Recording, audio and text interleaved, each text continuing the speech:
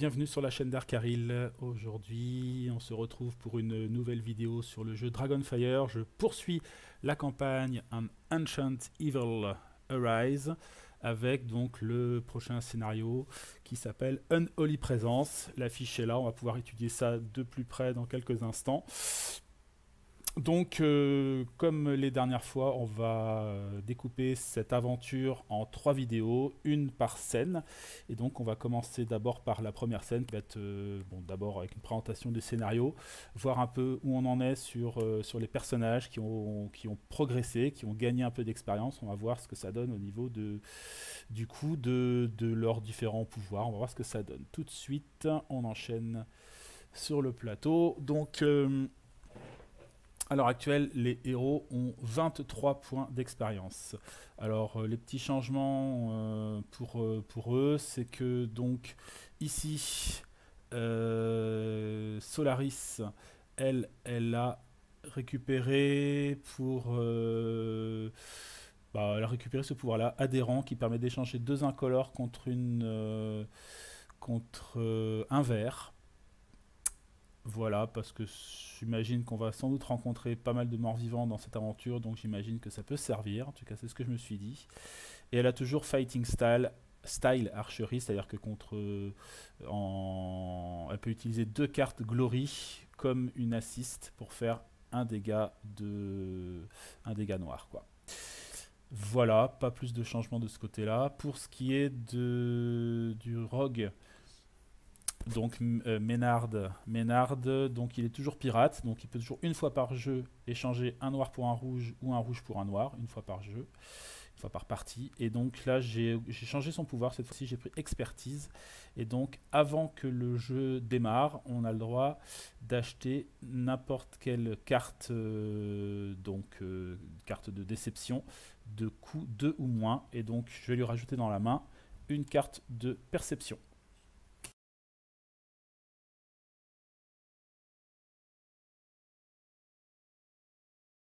Voilà, qui coûte 2, donc voilà pour lui le changement, donc il va commencer avec une carte supplémentaire.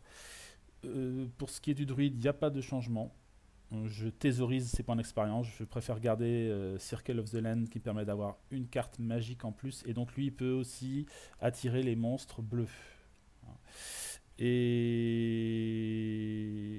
donc le magicien, lui je vais juste rajouter Cunning, donc il peut échanger 2 mana incolore contre contre un dégât rouge.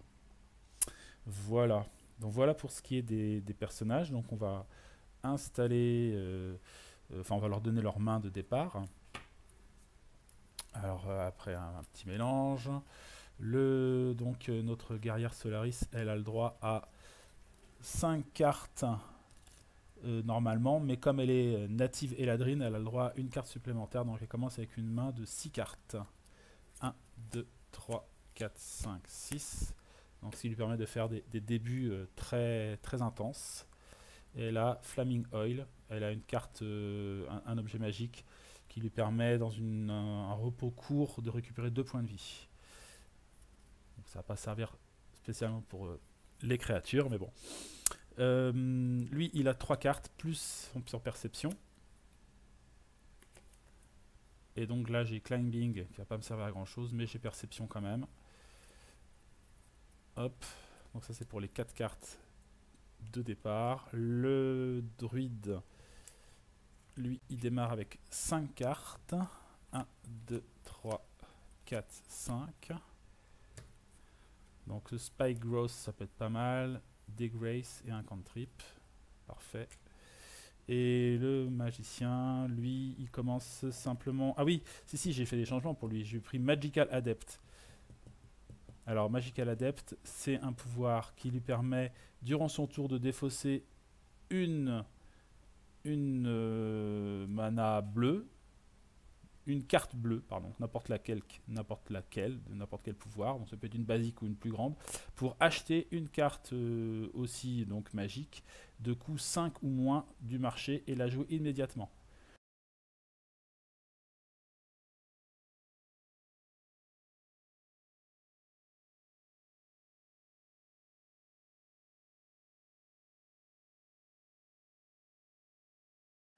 Et ça, c'est une fois par tour. Donc c'est quand même super balèze.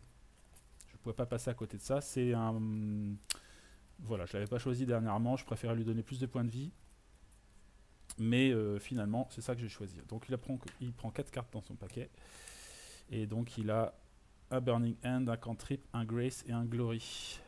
Je vais rajuster les points de vie, je vais les remettre. Donc lui, il a 6 points de vie en début de partie.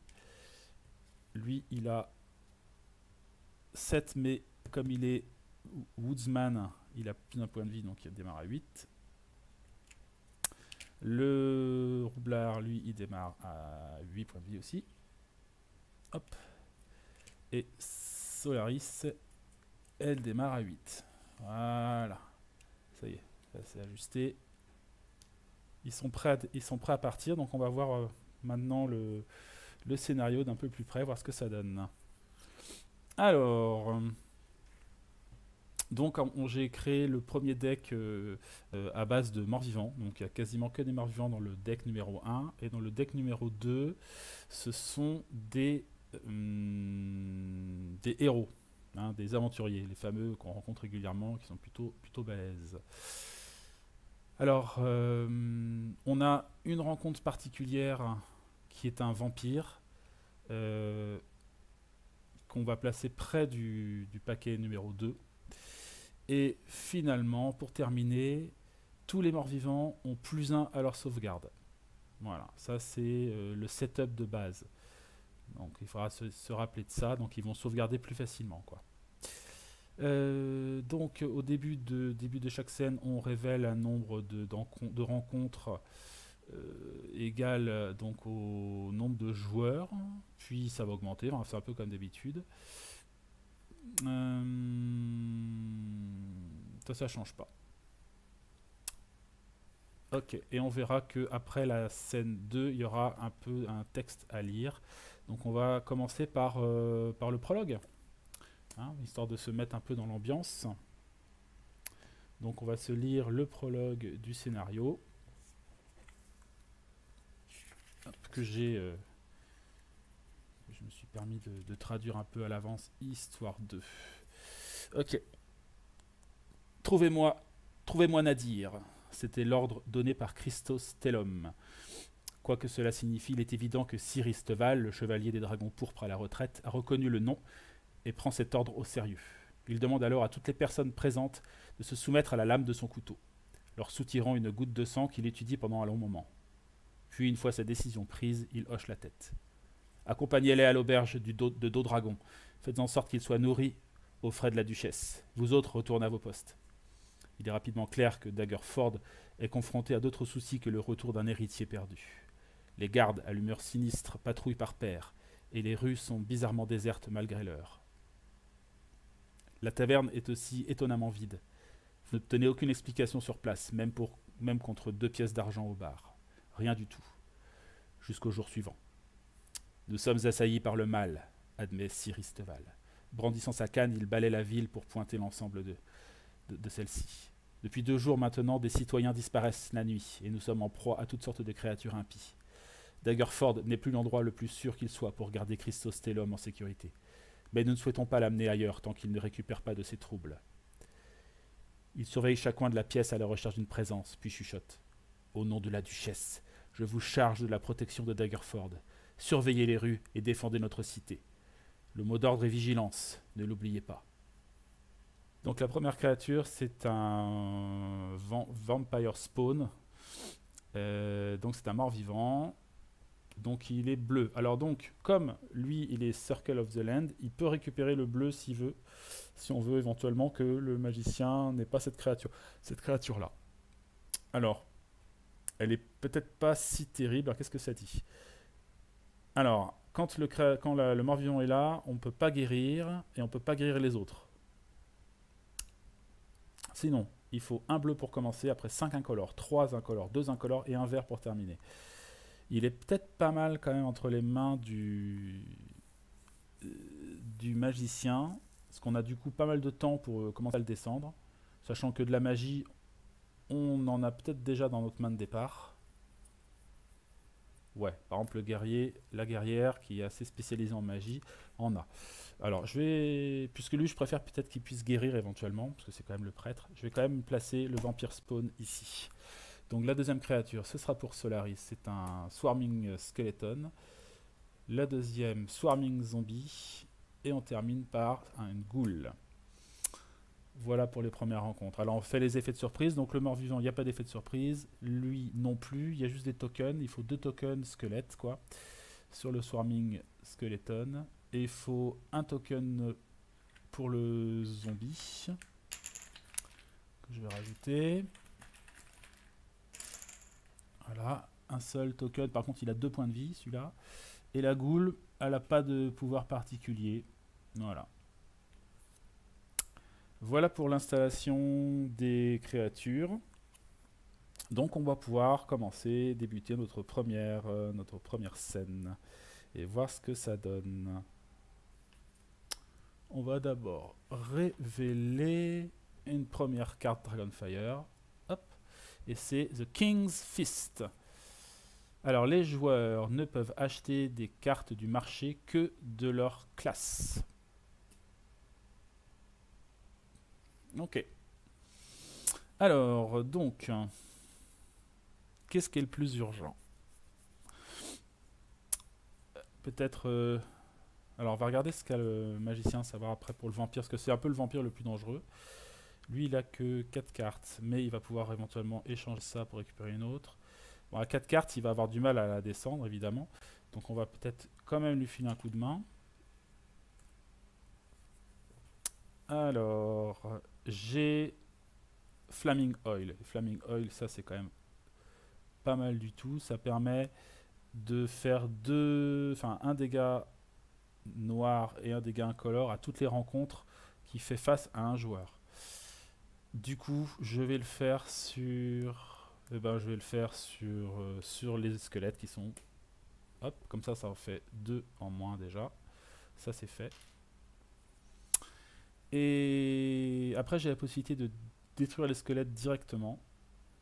Mais ça sous-entend du coup de pas aider le magicien. Lui, il va pas pouvoir aider le magicien spécialement non plus. Et lui...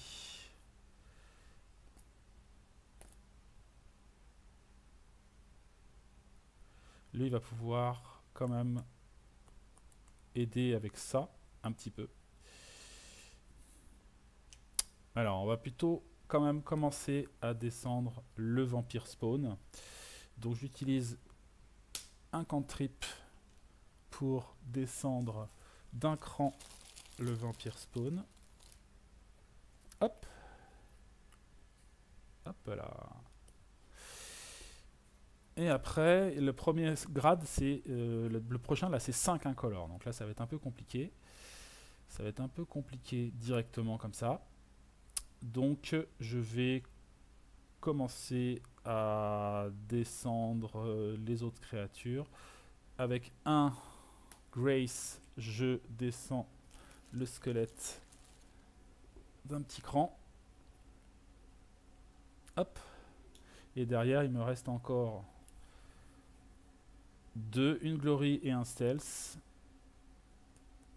Une glory et un stealth. Et je vais détruire le swarming, enfin le token du swarming zombie pour 2 incolores.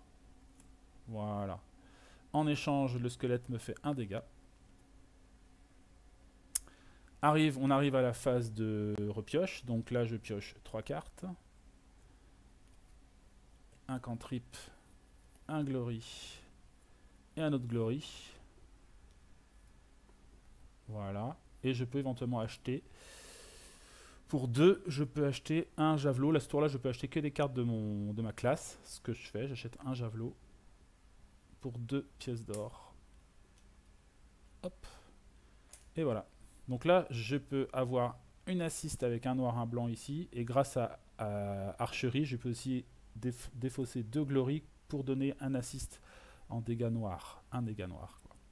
Alors, à savoir est-ce que je vais le faire ou pas, ça, c'est autre chose. On passe au tour de comment il s'appelle déjà, de Ménard, notre roublard. Alors Climbing, ça va pas lui servir, ça c'est sûr, donc il va aller s'en défausser assez vite. Oui, j'ai fait l'erreur de la garder dans le paquet. Bon, a priori, je m'en servirai pas. A priori. Donc, il peut pas non plus descendre le vampire d'un cran. Donc il va tout simplement essayer de réduire les autres créatures. Donc il va s'attaquer à son zombie là. Le zombie qui lui fait 2 points incolores. Il utilise une perception et un glory pour le descendre d'un cran ici. Les rues de Daggerford sont mal famées, hein. Des squelettes, des zombies, des ghouls, des vampires. Et après... Ah oui, alors comme il a fait perception, il fait un skill check. S'il réussit, il gagne une pièce d'or. Il réussit. Hop. Donc je lui rajoute une pièce d'or supplémentaire. Et il lui reste une carte qui ne, pour l'instant ne sert à rien, donc il va la stocker. Il va piocher 3 cartes à la fin de son tour. 3 cartes. Et donc il peut acheter, mais il peut acheter que des cartes rouges ce tour-là. Ce qu'il n'est pas en mesure de faire puisqu'il n'y en a pas du tout. Et donc je vais enlever Flaming Oil. Je vais recycler. Et là c'est Cloud of Dagger qui arrive. Lui il va se prendre 2... Ah oui j'ai oublié, il s'est pris 2 dégâts évidemment entre temps avec le zombie. Et c'est au druide de reprendre la main. Alors évidemment on est en début de scène, il va pas se gêner, il va placer son Spy Growth qui lui permet, comme il est druide, de faire 2 dégâts tous les tours incolores. Qui va infliger directement... Alors attends. Ou alors je commence à réduire... Ouais. Je vais utiliser sur le vampire. Donc 2, plus il m'en faut 3 autres pour faire 5. Je fais ça.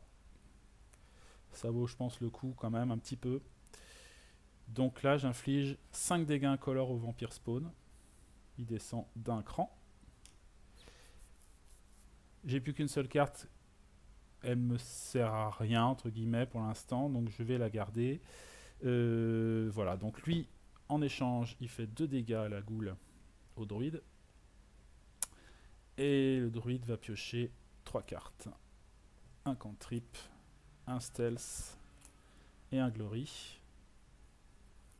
Et il a 3 pièces pour acheter quelque chose, mais il n'a pas de carte. Il n'a pas de carte à acheter.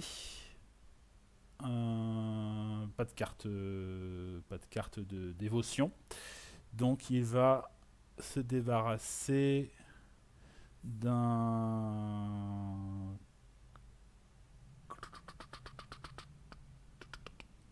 magic missile. Hop.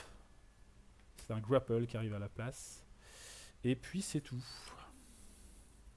Et puis c'est tout. On arrive au tour du magicien.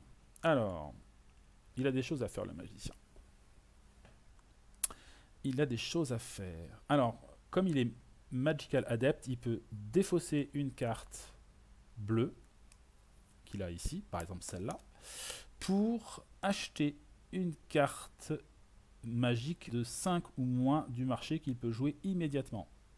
Ce que je vais faire, donc je défausse une carte d'arcane et je vais acheter Cloud of Dagger que je joue directement.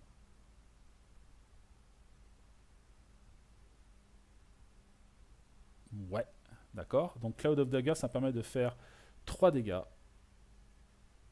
Alors, si c'était en assist, ça me permettrait de réduire l'ensemble des dégâts incolores, mais bon, là je le fais en normal.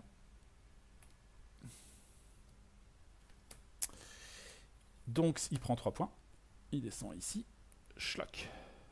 Ça, c'est pas mal quand même. Et après, il me faut 2 incolores et un Grace pour le terminer. Et le vampire est détruit. Ch'touk. Et il rapporte 9 pièces. Beau travail d'équipe.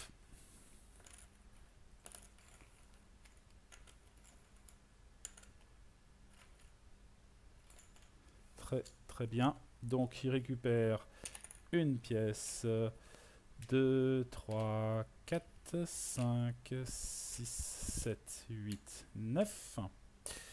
Il pioche 3 cartes. 1, 2 et 3. Et donc il est en mesure d'acheter une carte, mais il peut acheter qu'une carte de couleur d'arcane. Et donc il lui reste Magic Weapon, Misty Step. Et il va s'acheter un Misty Step sans doute. Pour 1, 2, 3, 4. Hop, je paye 4. Et je me rajoute un Misty Step qui permet notamment de piocher 3 cartes et après d'en défausser 3. Donc ça permet de faire tourner le deck et de récupérer, d'aller chercher ses meilleures cartes en gros, quoi. Donc je la mets dans ma main. Qu'est-ce que j'ai de plus? Je vais garder un peu d'argent de côté pour le moment. Et donc, on arrive à la fin du premier tour. On s'en sort pas trop mal. On attaque le deuxième tour. Le niveau Dragonfire monte à 2. Et on a Homunculus at play. Donc au début de chaque tour, le joueur actif gagne une pièce d'or et défausse une carte. Donc, on doit piocher une pièce d'or et défausser une carte. Et bien, ce qu'il va faire, donc il fait ça, hop, et il défausse une carte. Je vais peut-être... je vais peut-être défausser mon poultice, tant pis. Je préfère pour l'instant me concentrer sur la victoire et l'attaque.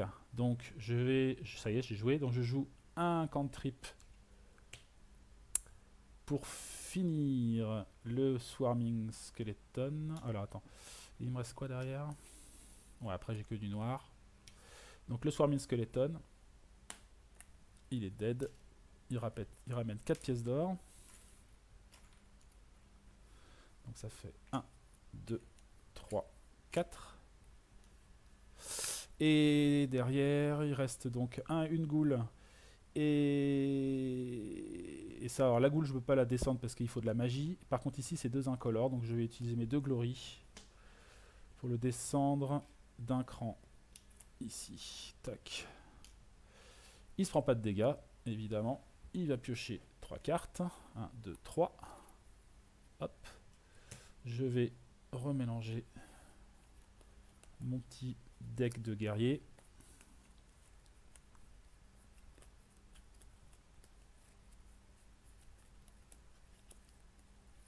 Hop.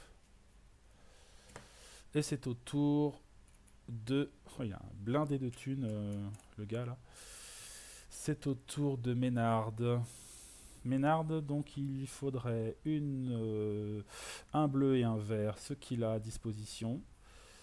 Alors voilà, est-ce que je regarde quand même par rapport à la suite du truc? Lui, il n'aurait plus qu'un seul vert derrière.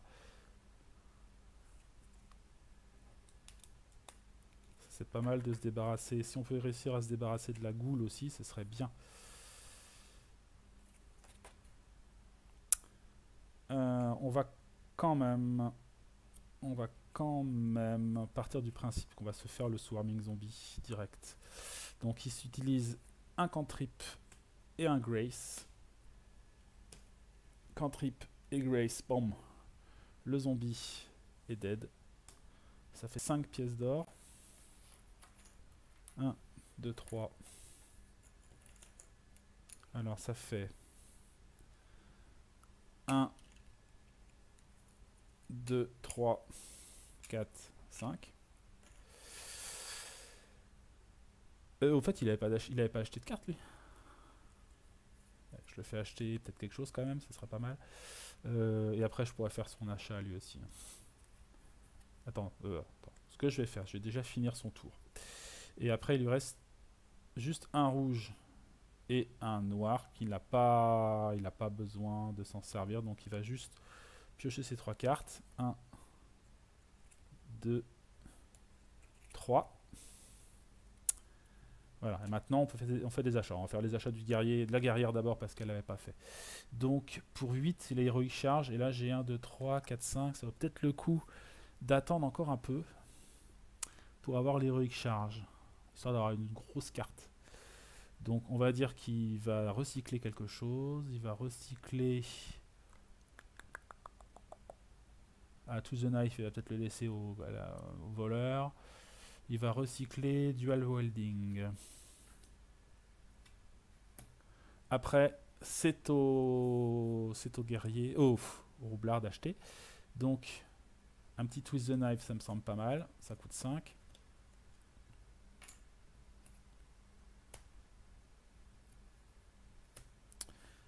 Et il peut éventuellement acheter un expertise pour 4. Ou opportunité pour 2. Opportunité, on a vu dans la dernière partie que ça a été assez intéressant.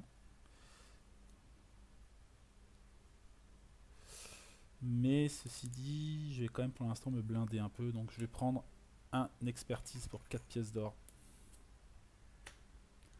Hop. Et c'est une commande présence derrière qui arrive. Ok, donc on passe au tour de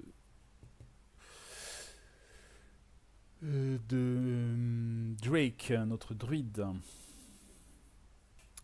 Alors, Drake. La goule. Je vais pas pouvoir la finir. Je vais juste faire un Grace pour la descendre d'un cran. Hop. Et après, c'est dommage, j'ai 2 dégâts incolores que je ne peux pas utiliser. Et sinon, j'ai 3 cartes en main que je ne peux pas utiliser. Donc, je vais m'en séparer d'une. Je vais prendre 2 dégâts. Je pioche 3 cartes. Donc, 1, 2. Ça, je mélange.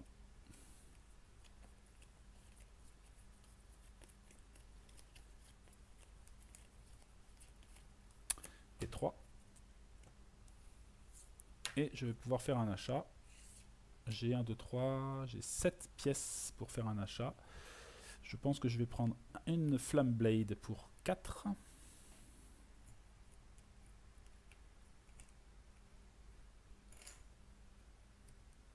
Flamme Blade, ça permet de faire aussi tous les tours un dégât,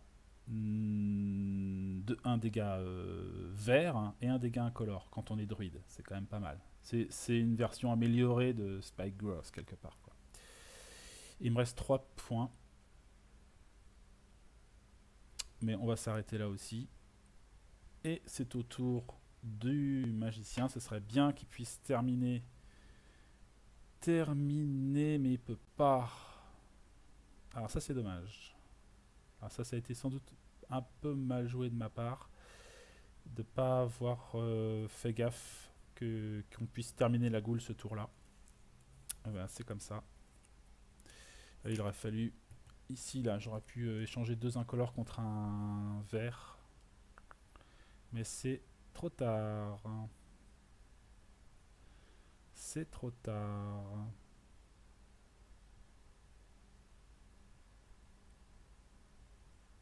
À moins que... Parce que là, adhérent, c'est échanger 2 incolores pour un vert. Mais ça ne dit pas à votre tour, etc. Donc ça peut dire que je peux le faire sur un assist. La potion de guerrier de force... ouais, la potion de force, elle dit donnez +1 à toutes les cartes non basiques martiales que vous jouez ce tour. Ce tour. Donc ça veut dire aussi, ça peut être pendant, c'est pas mon tour, this turn.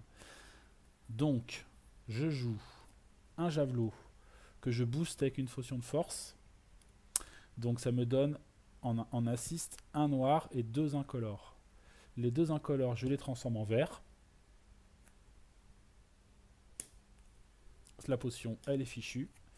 Donc là, clac, en assist, je descends la goule d'un cran. Et le magicien n'a plus qu'à le terminer avec 2 incolores. Il va utiliser...